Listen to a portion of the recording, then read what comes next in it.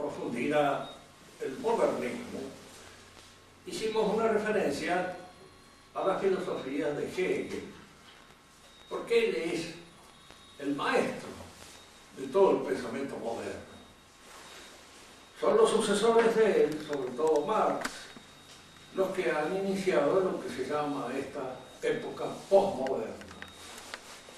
Diríamos, haciendo explotar un poco su propio sistema y convirtiéndolo en un cierto vacío espiritual que es lo propio de la época en la cual nosotros estamos viviendo.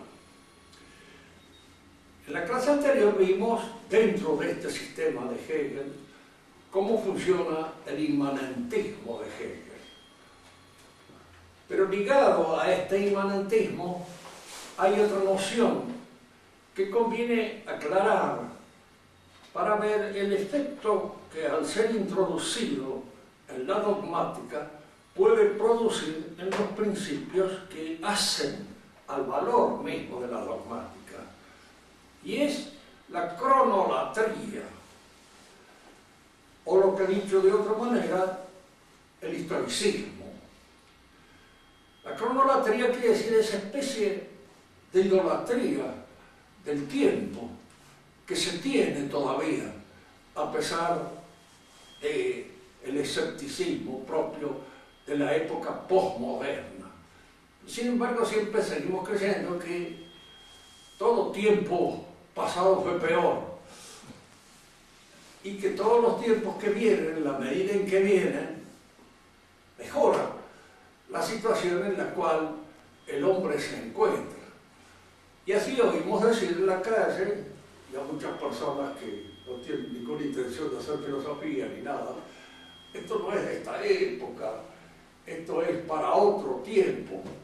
Y fíjense que este concepto o este criterio se aplica muchas veces a las verdades propias de la fe.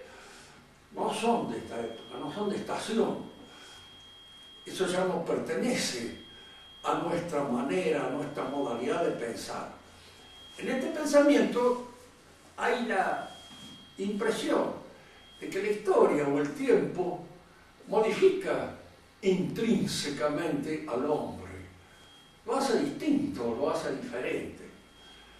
Lo que nosotros vamos a examinar es ver si esto efectivamente es así, o se puede advertir con toda claridad qué es lo que la historia efectiva y realmente provoca en el hombre, hace en él.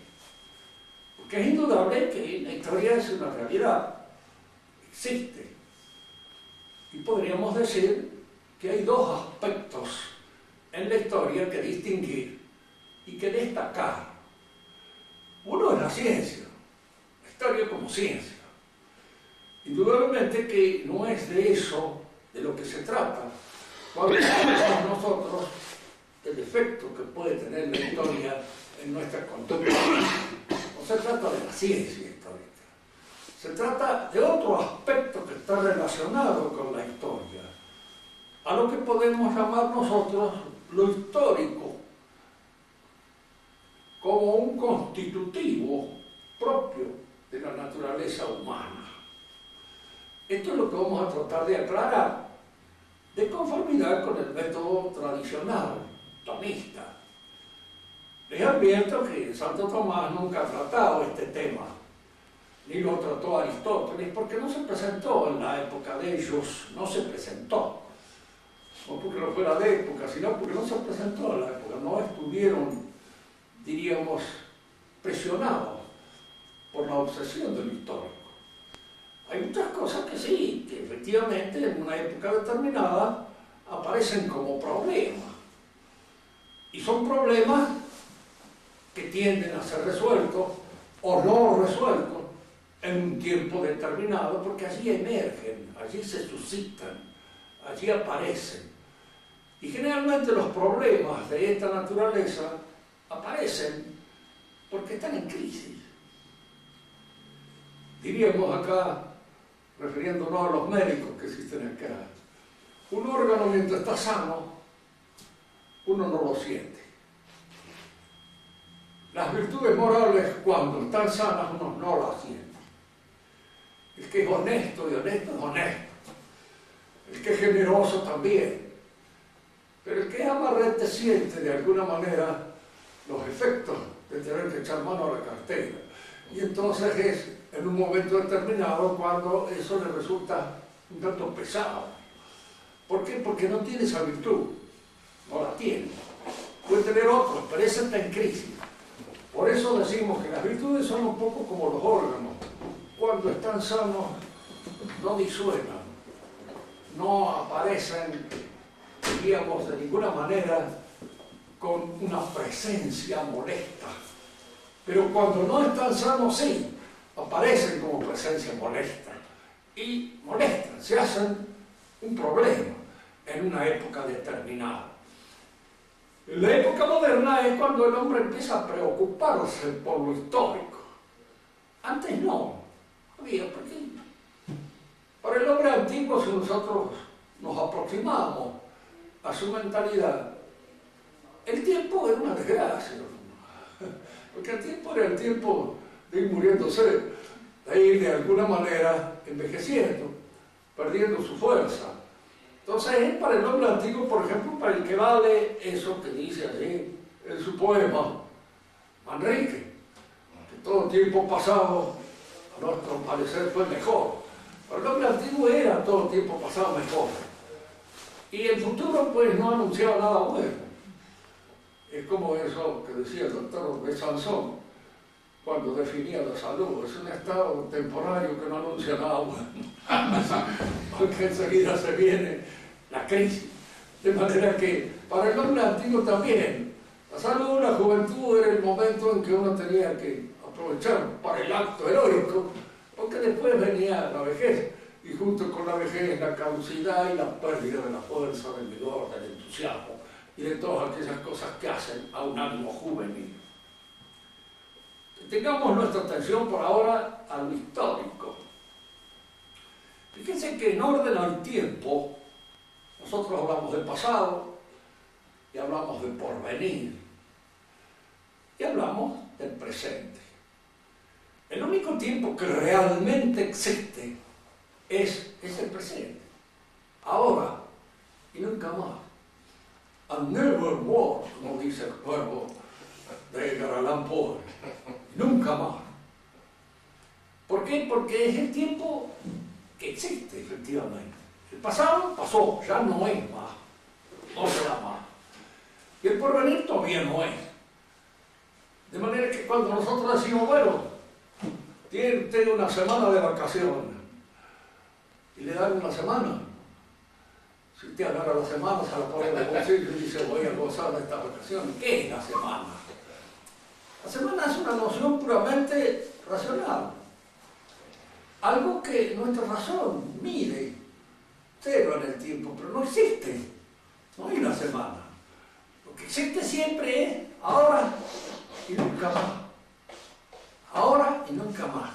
Es el momento carpe diem, decían los antiguos. Hay que aprovechar el instante, hay que aprovechar el momento, porque es el momento de salvarse o es el momento de perderse. Bien, si esto es así, y efectivamente lo que existe es el momento, pregúntame, ¿qué es histórico? Aparentemente es el pasado, ¿cierto? Pero no cualquier pasado es histórico. No todo lo que pasó es histórico. Yo puedo haberme rascado la cabeza muchísimas veces en mi larga existencia, y esos no son actos que en alguna medida puedan ser considerados históricos, ni aún dentro de la historia personal mía. Porque hay una historia personal, como hay una historia familiar, como hay una historia política o una historia civil a la cual nosotros pertenecemos. Entonces la pregunta ahora es esta: ¿cuáles son los actos históricos? Son aquellos actos que en alguna medida perduran en el presente. Todavía se hacen sentir en el presente. Es decir, condicionan el presente en alguna medida. Y si ustedes me preguntan en qué medida puede ser, bueno, mire, fíjense que esta conversación que yo tengo con ustedes no podría tenerlas si ustedes no hubieran estudiado algo. ¿Por qué? Porque es el ejercicio mental que casi todos ustedes han realizado y han hecho, los que les permite entender ciertas cosas. Y ese ejercicio mental son cosas que han hecho antes. Han empezado por aprender a leer, por aprender a escribir, por leer algunas cosas, por preocuparse de otras. Y todos esos actos consecutivos que ustedes han hecho en el pasado están condicionando el presente en el cual ustedes obran y actúan. Y están condicionándolo de una manera positiva o negativa. ¿Por qué? Porque no siempre los actos son buenos. Algunos son malos. Y algunos actos malos que hemos hecho, en vez de condicionarnos positivamente, como puede ser el acto de haber aprendido, de haber estudiado, de haber, diríamos, pensado, nos permite entender lo que ahora estamos diciendo. Esos actos condicionan. Bueno, pero hay actos frustrados, hay actos que en alguna manera nos frustran, que de alguna manera actúan, diríamos, desmedradamente sobre nosotros. Hacen que nuestro ánimo a veces desfallezca, como consecuencia de un remordimiento, como consecuencia de un pecado grave que hayamos cometido, como consecuencia de actos que se han sucedido, a lo mejor sin preverlos nosotros, y que nos impiden que en la actualidad podamos abrir nuestra conciencia a muchos conocimientos y a muchas cosas. El que no estudió nada, el que no pensó nunca, el que no hizo trabajar su inteligencia de ninguna manera, se encuentra de repente en la imposibilidad de entender ciertas cosas. No las entiende, ni las entenderá más. Y son la consecuencia de la falta de haber realizado los actos positivos que les permitían entender las cosas. Entonces, lo histórico, propiamente hablando, es una propiedad del dinamismo espiritual del hombre. Una propiedad de ese dinamismo. Y como propiedad de ese dinamismo es el pasado que opera sobre el presente. Fíjense, yo creo, dentro de lo que alcanzo a conocer, que los animales no tienen historia.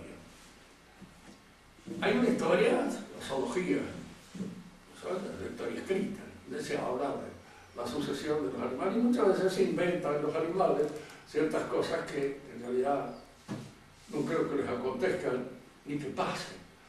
Pero de hecho el animal, si bien aprende ciertas cosas, y ese aprendizaje condiciona sus actos del futuro, él de esto no tiene conciencia. No lo percibe con claridad. No se da cuenta que está debiendo a lo que aprendió, lo que en la actualidad hace. Nosotros sí, nos damos cuenta, lo percibimos, y forma parte de nuestra conciencia ese hecho que opera sobre nuestra realidad espiritual. Pero no solamente operan aquellos actos pasados que condicionan nuestra actitud personal. Los hay también que operan a través de actos familiares. Una familia próspera, una familia que está subiendo, que en alguna medida está triunfando por consecuencia de algunos actos positivos que han realizado los padres, crea en el ánimo de sus sucesores un ánimo, diríamos así, triunfalista, para decirlo en los términos que se emplea hoy en el modernismo de la Iglesia. Un ánimo, diríamos, más optimista y que le da al que lo posee más ánimo para enfrentar la realidad. Y esto que sucede en el orden de la historia familiar, también sucede en el orden de la historia política. En la historia política hay hechos, hay acontecimientos que están en alguna medida condicionando los actos que en nosotros hoy se producen. Si uno pregunta qué actos, qué hechos, por ejemplo. Bueno, la conquista de América. Aquí estamos todos reunidos hablando español. Algunos podemos ser de origen español, o en parte. Otros pueden no ser de origen español, y ser de otro origen, pero hablan español. ¿Y por qué hablan español? Porque en alguna medida la conquista de América está condicionando los actos que nosotros realizamos. Por eso es un hecho histórico. Es un hecho histórico positivo. Pero no todos los hechos históricos son hechos históricos positivos. Los hay negativos. Y los hay que en alguna medida, diríamos, imprimen a nuestra acción y a nuestra conducta un ánimo desmedrado como consecuencia de esos hechos. Tomemos un ejemplo histórico que nos permita entender a veces mejor estas cosas. El inglés del siglo pasado, de la época victoriana, era un inglés triunfalista. ¿Por qué? Porque su nación era la nación más importante del mundo en ese momento, la que dirigía el juego político de todo el universo. Y tenía un imperio que abarcaba una cantidad inmensa de territorio. El inglés moderno no tiene ese mismo ánimo. ¿Por qué? Porque hay un desmedro en toda la situación política de Inglaterra que lo ha llevado a declinar. En general, todas las naciones han tenido su momento de triunfo, su momento de realización plena, en toda su plenitud, y luego casi todas han conocido un periodo de decadencia. Y si usted estudiaba el ánimo de los hombres que pertenecían a una u otra época, se dará cuenta en alguna medida de que hay esa disminución del temple producida por hechos que han producido la caída de ese país, de esa nación a la cual pertenecen. Los españoles del siglo de oro, indudablemente, eran los más importantes de los personajes que existían en Europa en esa época, porque pertenecían a la nación más importante de Europa, la nación que conducía la vida política de Europa. Pero posteriormente hay una decadencia en España que se traduce no solamente a través de los gestos, de la capacidad de esos hombres, sino hasta en la literatura, en los versos, en la forma de expresar la situación anímica de ese pueblo. Bueno, Don Quijote sale en un momento de decadencia, ¿no? Es de alguna manera, si se quiere, hasta una cierta burla, irónica, a todo aquello que constituyó los ideales fundamentales de la Edad Media. Don Quijote se burla un poco de este caballero que sale a, qué sé yo, a vencer gigantes, a correr aventuras un poco absurdas, que ya no tienen sentido. Y esto, en alguna medida, Cervantes lo ha hecho asediado por la situación que padece su país, por la situación en la que está su país. Reduciendo esto a una definición muy clara, diríamos entonces que el histórico es una propiedad del acto humano. Y aquí es donde conviene analizar. Hay actos humanos y actos del hombre. Acto humano se dice al acto del cual tenemos plena conciencia de que lo realizamos. Estudiar es un acto humano. Arrepentirse es un acto humano. Enfrentar una situación determinada es un acto humano. Pero caerse, por ejemplo, que pisó una cáscara de banana, no es un acto humano. Es un acto que le acontece al hombre, que le sucede. Pero es un acto que le sucede en tanto que el cuerpo, que tiene un determinado peso, y que al perder el equilibrio se viene abajo. Pero no le sucede porque es hombre. Si salgo a la calle, llueve y me mojo, no me sucede eso porque soy un hombre, porque a un perro le puede pasar lo mismo. A una vaca o a un poste, que igual se moja. Son actos que le suceden al hombre, pero no son actos humanos, propiamente hablando. Actos humanos son todos aquellos de los cuales somos, en alguna medida, responsables. Y estos actos humanos están condicionados por el pasado, personal, familiar y político o civil. Todo ese pasado, tanto en el orden de la persona, como en el orden de la familia, como en el orden, diríamos así, de la sociedad política, pesan sobre nosotros y condicionan esos actos. Y al decir condicionan, queremos decir bien, los condicionan, pero no los determinan.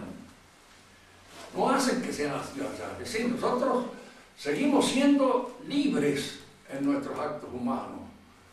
Porque en el acto humano es un acto libre. Entiendo el problema o el teorema de Pitágoras por un acto libre mío. Hay indudablemente una decisión de mi voluntad, pero no estoy determinado a entenderlo. Puedo no entenderlo. El acto de fe es un acto libre. ¿Por qué? Está bien que Dios es el que me concede a mí la fe, me da la fe, pero en general es como consecuencia de un pedido o de un ejercicio en el cual está implicada mi voluntad de querer la fe. Creo en gran parte porque quiero creer también. Si no quisiera creer, no creería y perdería la fe, porque el acto de fe está en alguna medida sostenido por la voluntad de cada uno de nosotros. Y es un acto libre, el acto de fe. Esto es un hecho que, por ejemplo, la Iglesia actual lo reconoce siempre, pero lo exagera. ¿Por qué? Porque una cosa es un acto libre. Yo soy libre de aprender el teorema de Pitágoras o de no aprenderlo. El teorema de Pitágoras es el que está allá. Y el que yo debo aprender en un momento determinado es ese teorema. No es cuestión de que mi libertad me diga, no, pero lo mismo el teorema de Pitágoras que el teorema de Mongo Aurelio. No. Lo que debo aprender es eso que está determinado en alguna medida por su propia inteligibilidad. Es la verdad de esto. Por eso, esa idea de la libertad religiosa, que está fundada así en nuestros actos libres, pero está mal fundada. Porque una cosa es que yo sea libre de entender una cosa que es, y otra cosa es que yo sea libre de no entender ninguna cosa, de caer en un error. Soy libre de caer en un error, ¿cómo no? ¿Por qué no? Pero estoy en un error. Y al estar en un error es donde debo corregir, diríamos, la situación de mi inteligencia con respecto a esa realidad que estoy considerando o estudiando. Lo histórico, entonces, es la proyección que tiene el pasado sobre el presente y en la medida en que se proyecta. Fíjese, nosotros somos todos hombres de nuestra época. No podemos no serlo. Tan hombres de nuestra época como cualquier modernista, como cualquier progresista. Pertenecemos a la época en la que estamos. Y no dejamos de recibir, en alguna medida, las influencias de la época en que nos movemos. Pero estas influencias que nosotros recibimos no determinan nuestra conducta. No nos quitan la libertad de pronunciarnos. Yo he nacido en el seno de una familia y de una sociedad que era liberada. Y por supuesto, el liberalismo actuó en mi conducta durante mucho tiempo.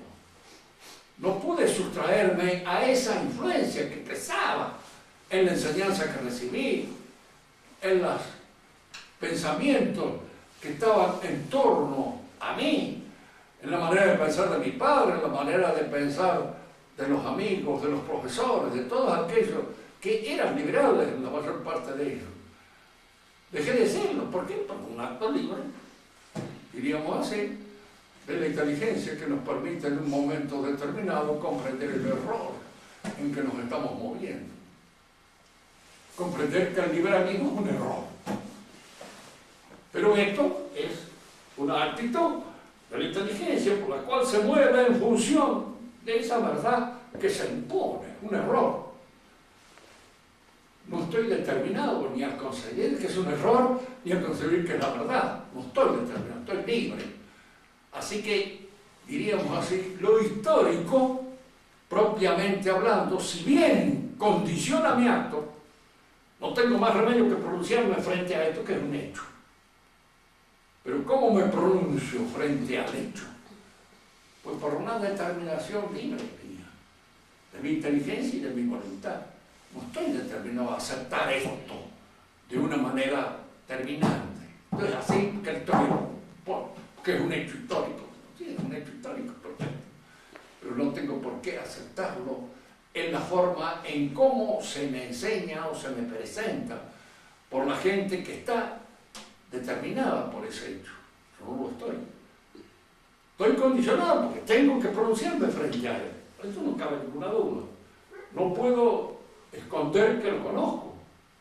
No puedo esconder que de alguna manera tengo que apreciar su valor y medir su valor. Pero en esta apreciación del valor de una situación, de una realidad, de un hecho, está mi libertad de considerarlo erróneo o de considerarlo verdadero, según cómo lo vea de una manera efectiva y clara.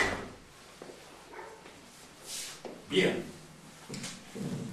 Entonces, en la historia tenemos nosotros que hacer esta distinción entre lo histórico como propiedad del acto humano y la historia como ciencia. Aquí son dos cosas que se presentan siempre a la consideración de la reflexión filosófica. El historiador hace historia y, por supuesto, considera implícitamente que se trata de un saber que es ciencia. Pero él no lo examina como tal. ¿Qué tipo de ciencia es la historia? ¿Qué clase de ciencia es? Para Aristóteles era una ciencia poética. Y un poco como en la conferencia de ayer decía este expositor, de que se trata, diríamos decir, un arte. Sí, hay arte, pero no olvidemos nunca que en el arte hay una libertad para producir la obra artística que el historiador no tiene. ¿Por qué? Porque él no puede producir pura y exclusivamente una novela histórica, y si produce incluso una novela histórica, debe asesorarse bien del tiempo en el cual está situado sus personajes, porque si no lo considera bien, no lo conoce, y cronológicamente no lo ubica, su novela es un mamarracho simplemente, y nada más. Alejandro Dumas, que escribió muchas novelas de cuestiones históricas, y que por supuesto hacía lo que se le antojaba con su personaje, lo que quería, pero se fundaba en hechos que efectivamente habían acontecido, habían sucedido. No tal vez de la manera en como él los narró, pero sí, en alguna medida, eran esos personajes que él manejaba, habían existido en su situación, en su momento. Él mismo una vez, contaba yo ayer, vamos, fue acusado de violar la historia. Y él le decía así con mucho sorno, oui, si le violé, mais je l'ai fait de 100 ans, mieux que de nature. Dice, sí, efectivamente, es violado. Le he hecho hijos mejores que la naturaleza. Mejor que lo que hagan. Y es cierto, efectivamente, D'Artagnan existió de manera real, pero posiblemente no era el héroe que fabricó Dumas. Y ese héroe que fabricó Dumas era un poco mejor que el que hubiera producido la naturaleza. Nos hubiera gustado más bien que la historia respondiera a las exigencias de Alejandro Dumas y no a la realidad un poco sórdida en la cual se fundan los hechos efectivos. Que la historia es ciencia, no cabe duda, y aún incluso dentro de todas las exigencias que para el saber científico exigía Aristóteles. Aristóteles decía que la ciencia es siempre de lo universal y necesario. Pero la objeción que se le hace es esta: pero lo histórico versus lo particular y contingente.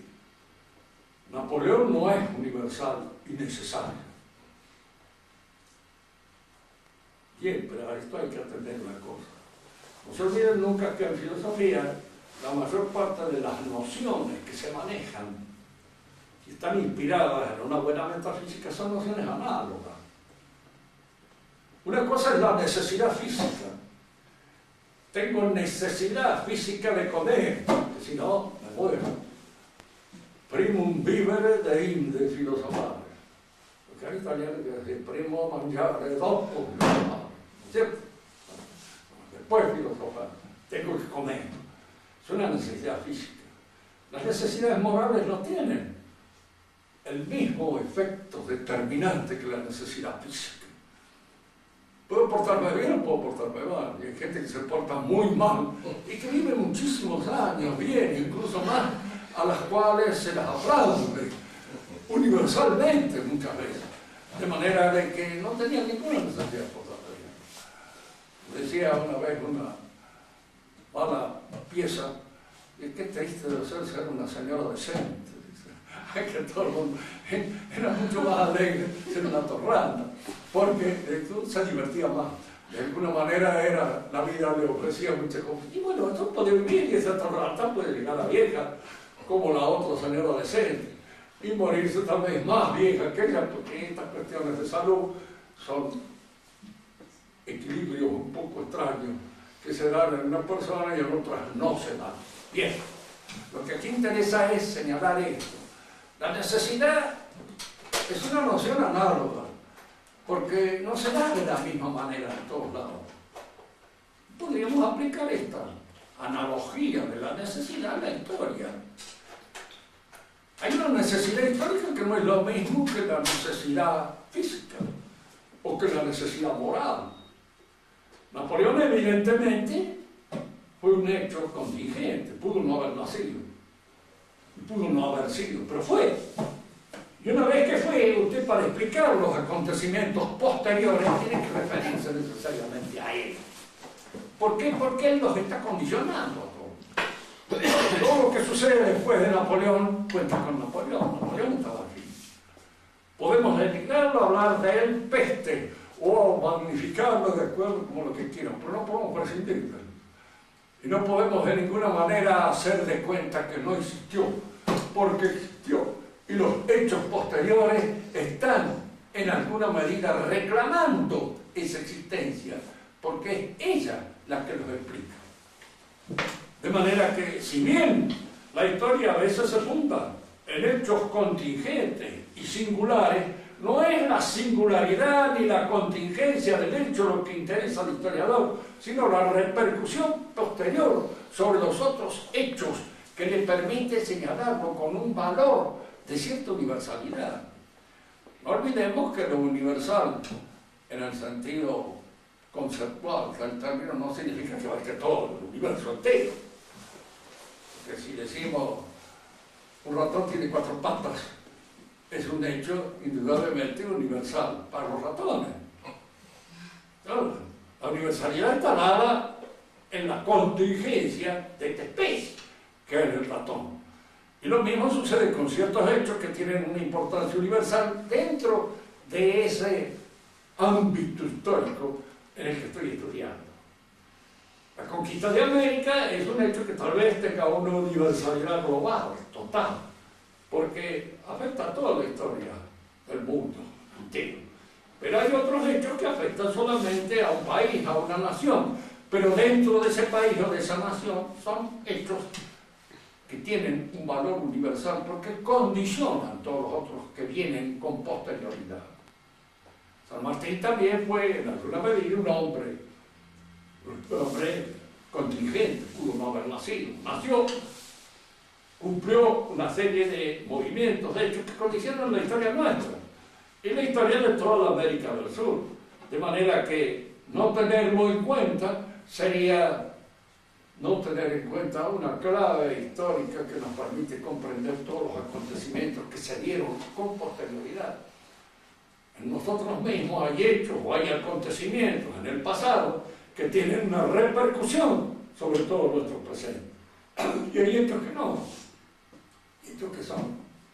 Por eso hay amistades que en un momento determinado a uno le abren un horizonte que no conocía, y otras amistades, si las tuve o no las tuve, no sé.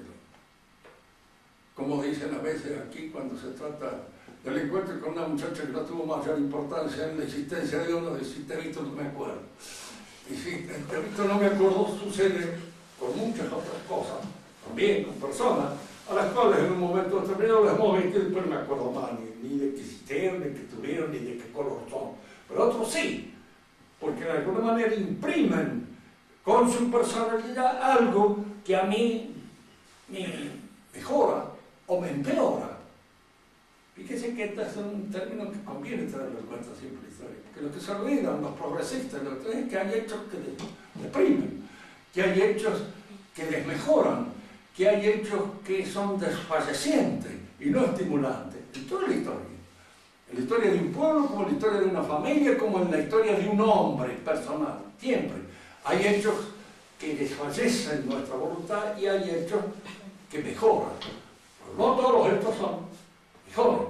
Y aquí que ese optimismo historicista es un poco absurdo, porque no tiene en cuenta los hechos que hacen desfallecer el alma, el ánimo del hombre. No tiene en cuenta, ¿cierto?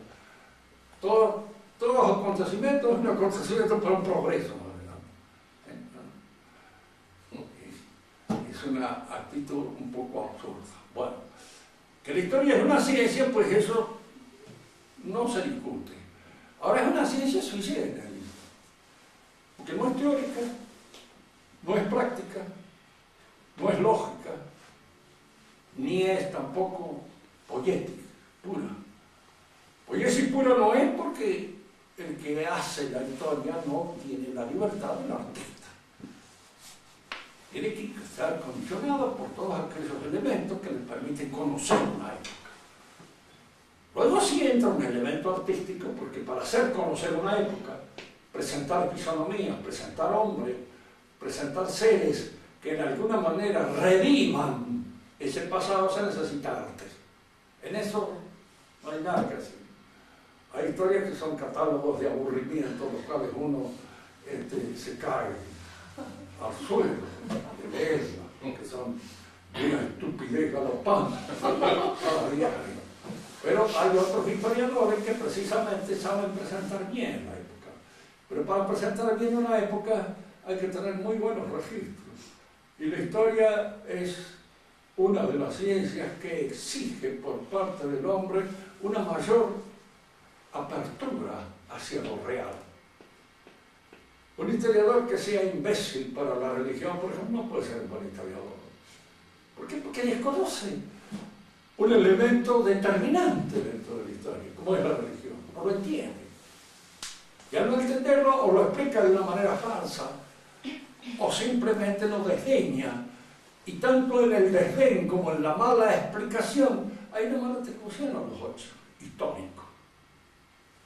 Que alguien me dice a mí, mire, Jesús fue un gran hombre que existió en su época, por supuesto, sí, tipo muy generoso, muy bueno. ¿Y cómo sabe eso? Porque usted debe haber estudiado en alguna historia, todas esas cosas, porque los evangelios, que son los elementos de conocimiento que tienen, nos hablan de nombres medio regulares, incluso en algunas cosas espantables. ¿De quién puede decir usted que yo agarro una mujer conocida por sus malas costumbres dentro del pueblo y la presento en la casa de un señor respetable, me hago lavar los pies por ella y enjugar los pies con su cabellera y no siento nada, ni siquiera ningún atractivo, porque sé que una de las últimas cintas que aparecen hacen sentir ese atractivo, porque un hombre, cualquiera, se hubiera sentido, por supuesto, tocado, tanto por la belleza de esa mujer como tal vez por las circunstancias tristes que pesaban sobre su conducta. ¿Quién es el hombre capaz de hacer eso? Es un hombre que escapa al modelo que nosotros tenemos de hombre. ¿Yo puedo hacer una cosa así? Indudablemente no. En primer lugar, porque lo haría con toda ironía y para chocar precisamente al individuo al cual yo le presento una loca que he encontrado en la calle y la llevo a la casa de para ofender y para denigrarlo y decir, hipócrita de ver, para acá tienes yo represento esto. Y Jesús no hay ninguna de esas cosas. Un hombre que puede decirle, fíjese, la mujer adúltera, el marido está por agarrar piedras para apedrearla en la casa, Jesús la llama, para a los otros y le dice luego a la mujer, bueno, yo te perdono, no peques más. El marido podría preguntar, el pobre cornudo está a los gritos ahí diciendo, ¿quién es este para perdonar? El único que la puede perdonar en todo caso soy yo, pero no mire. ¿Por qué la perdona? ¿Qué significa que el perdón de este, que se mete en mi vida personal, privada, a perdonarle a mi mujer una cosa que es una ofensa a mí directamente. Fíjense que todas estas características que aparecen cuando uno examina la vida de Cristo son bastante no. O era Dios, o era un loco, o era cualquier cosa, pero menos un hombre normal, por muy bueno que fuera y todo, esas cosas no las puede hacer. Y no las hace absolutamente ningún hombre normal. Pues en la historia hay que tener todos estos registros, ver todas estas posibilidades, porque son posibilidades que se dan. Cuando aparece por ahí un súbdito que tiene de la vida una idea un poco estrafalaria y considera que, sí, que la reina María Antonieta andaba con algún personaje por ahí en la corte. En primer lugar, tiene una idea así de las mujeres un poco adquiridas en algún prostíbulo o en algún otro lado por el estilo, o en algunas casas de pensión de mala línea, porque eso no es. La mujer a veces, muy modesta, tiene su orgullo y tiene, diríamos, ha sido creada dentro de unas ciertas normas que respeta y que de alguna manera constituyen, diríamos así, un poco las líneas principales de su ética. ¿Qué le va a negar usted a una reina que haya sido educada como reina, que no actúe como reina y que actúe como una muchacha cualquiera de un ballet de mala muerte? Hay que saber distinguir en todas estas cosas. ¿Sí? En la historia usted se encuentra a veces con este hombre que no acepta la dádiva de Dios, al contrario, se ofende porque se lo ¿existen esos hombres? Creo que existen. ¿Cómo no? Porque han sido creados dentro de una regla de honor que es la que, frente a una situación determinada, los obliga a actuar de una manera determinada. Cuando Atalo, uno de los generales de Alejandro, le dice a Alejandro, después que ha conquistado Persia, si yo fuera Alejandro, terminaba acá. Y Alejandro le contesta, si yo fuera Atalo también. Y de alguna manera hay allá una dimensión que él la comprendía frente a esa situación.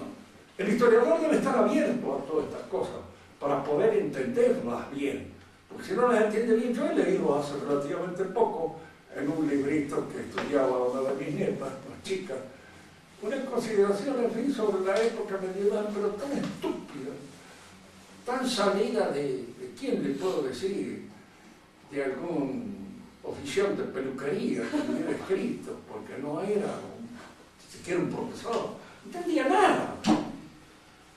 Y en esa incomprensión absoluta de lo que es un caballero, de lo que es un noble, cometía una serie de regalos, como si el noble fuera, qué sé yo,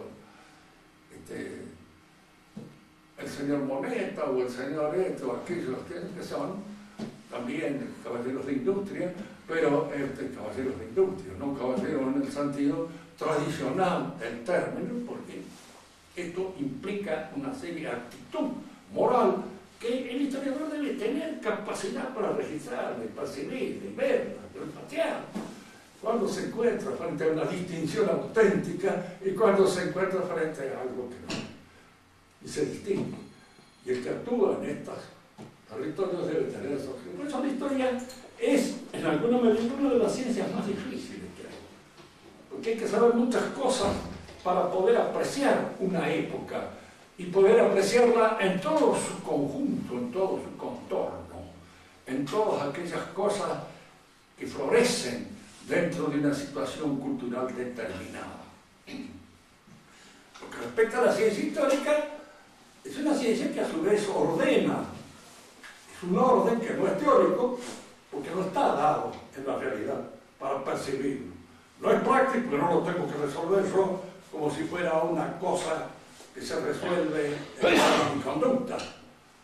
No es al mismo tiempo poético porque no puedo manejarme libremente, tengo que percibir aquello que efectivamente fue, o que pudo ser, o que de alguna manera, diríamos, condice con los hechos que nosotros conocemos. Y esta apreciación está jugando en un tipo de órdenes nuevo, que es el orden histórico, propio del historiador. El historiador percibe entonces un orden que no es ni teórico, ni práctico, ni poético, ni lógico, sino histórico. La ciencia histórica tiene su particularidad histórica. Y ahora vamos al hecho histórico. ¿Qué es? Ya hemos adelantado algo cuando decimos que es una propiedad del acto humano. Si es una propiedad del acto humano, entonces nosotros podemos analizarla dentro del acto humano. Una propiedad que condiciona los actos humanos como consecuencia de un pasado que todavía perdura en ese presente en el que el acto humano se produce y lo condiciona. Si nosotros examinamos las causas de lo histórico como tal, la causa de la ciencia histórica, la causa eficiente es el historiador, él la hace. Por eso a veces puede hacerla según su capacidad, según los registros que lo mueven a hacer la consideración. Hay historias hechas por enanos, indudablemente, y que basta a veces leerme para darnos cuenta de que el que le escribió es un infeliz. Es un pobre tonto, lleno de tales o cuales prejuicios que le impiden ver los acontecimientos tal como fueron.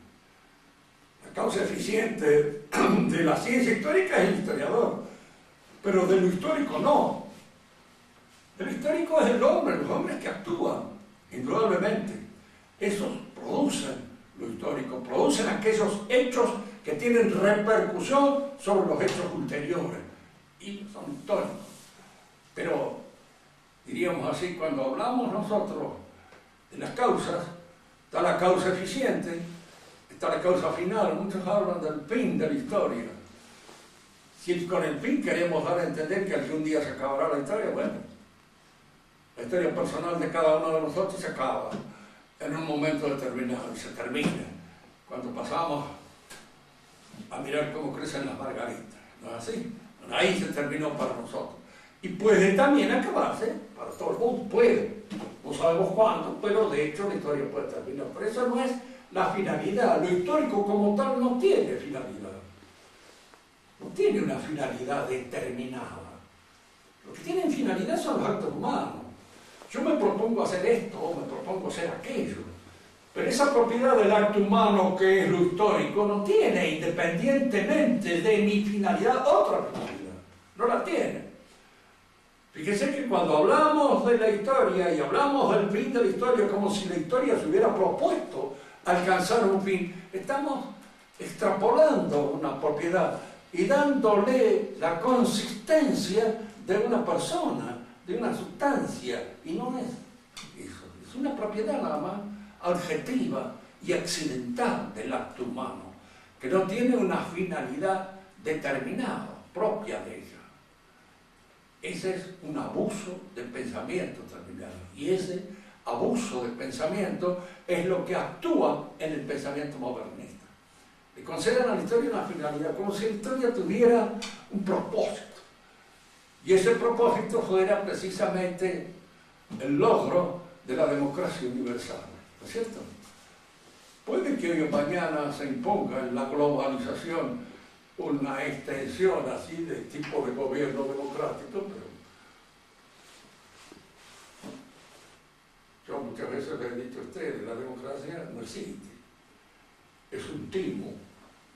Y en todo lo que hay un timo, hay dos clases de tipos. El que hace el timo, que es un mentiroso, el que aprovecha las cosas, y el estúpido que le cree.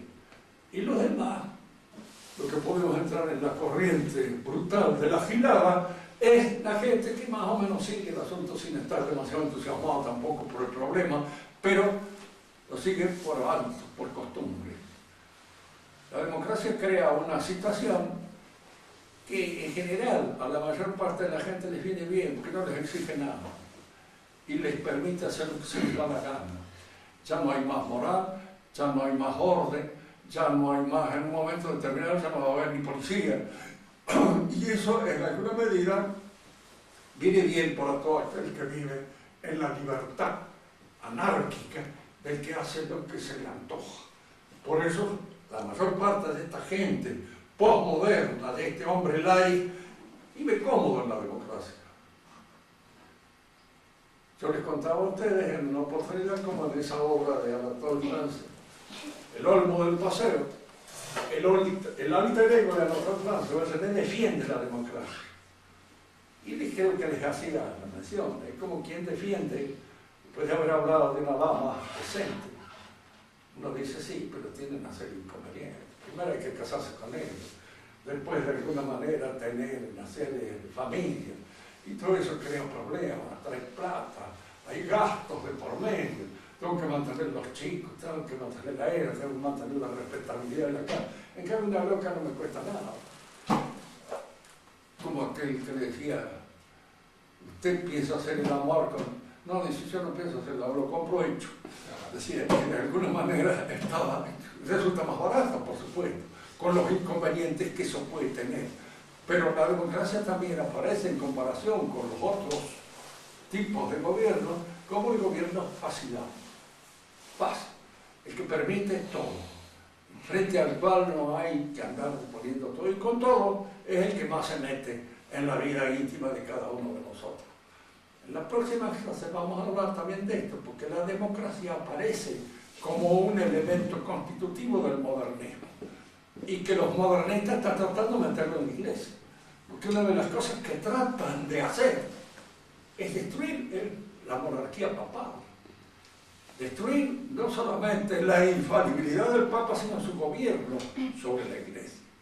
Fíjense que muchos nos reprochan a nosotros, usándonos de lefebristas, diciéndonos en alguna manera que nosotros ya no respetamos a los que no respetan son ellos, y los que quieren de alguna manera influir de una manera deformadora en la situación del papado son ellos. Y es muy probable que el próximo papa esté gobernado por un colegio de tipo democrático, electivo, y que ya no haya un papa en el sentido cabal del término. Es probable. Yo no soy profeta, ni estoy viendo las cosas que puedan acontecer en el futuro, no sé. El futuro siempre es una incógnita, pero en alguna medida esto surge de ello. La idea de democratizar la iglesia está en el pensamiento de los progresistas y de los modernistas.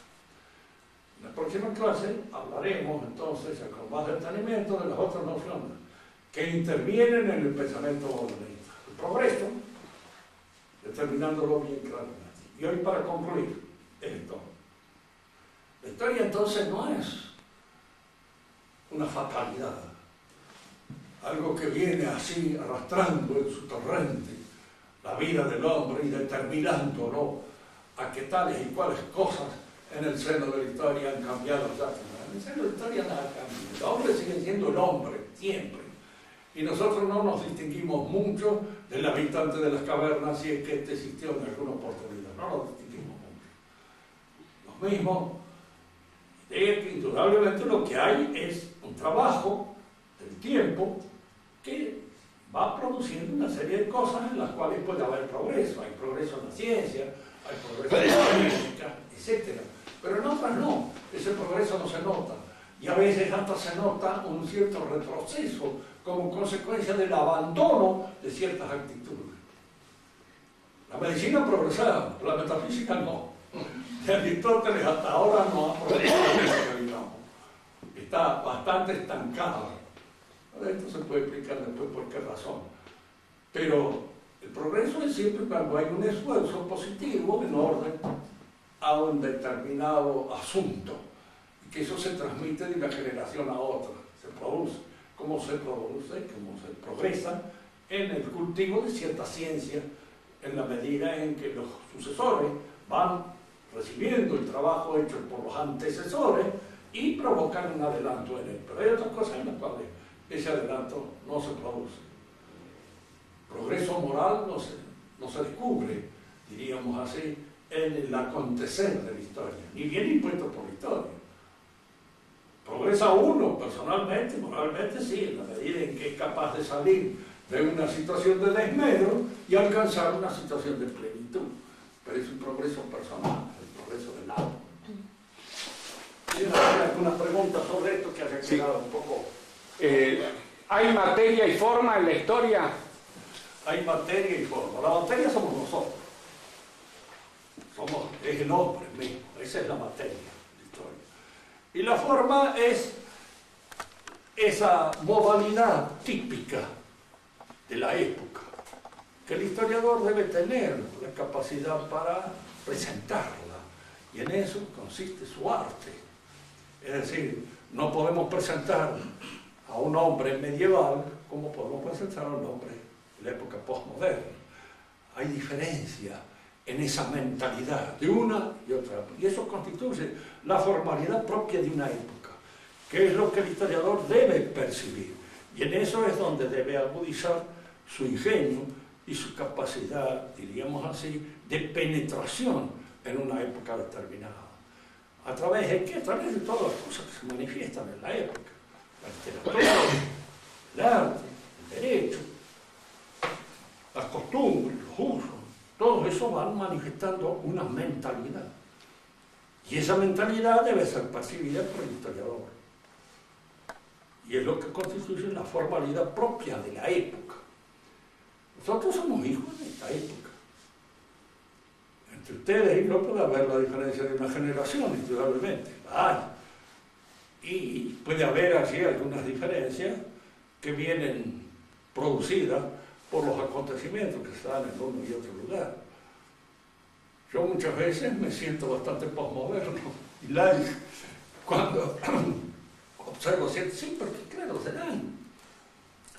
No tengo frente a ciertas cosas, a ciertas actitudes falsas o pecaminosas, la actitud que podía tener el hombre de hace 50 o 60 años. Comprendo demasiado fácilmente un montón de debilidades que en la actualidad existen. Y no me escandalizan en lo más mínimo. Incluso no producen ni cosquillas. ¿Por qué? Porque ya está uno un poco endurecido con respecto a las cosas que observa y que ve. Por ahí se me aparece un pariente que me presenta una de las terceras esposas que tiene desde hace un tiempo a esta parte. Bueno, saludos, ¿cómo le va? Mucho gusto, encantado. En la época no lo recibían. No. Lo echaban a ella, a la mujer y a todos, echaban a diablo. Pero uno se encontró, lo estimo, y de alguna manera veo que cambia un poco más seguido de mujer que de camisa, pero son cosas que la época va dejando, va dejando. Aun cuando uno reaccione contra esas costumbres y no las diga, no las hace, pero las ve hacer. Y en alguna medida no lo afligen tanto como podría haber sido el resultado de otro. Si hubiera tenido todas las cosquillas de un hombre de la clase alta de la época medieval, hace tiempo que estaría muerto. En algún duelo, en alguna cosa así, como consecuencia de un insulto, de una mala mirada o de algo que alguien me ha provocado. Y que en esa época la gente era muy susceptible, en el sentido del honor, para esas cosas. Y en la actualidad, pues ya está, así,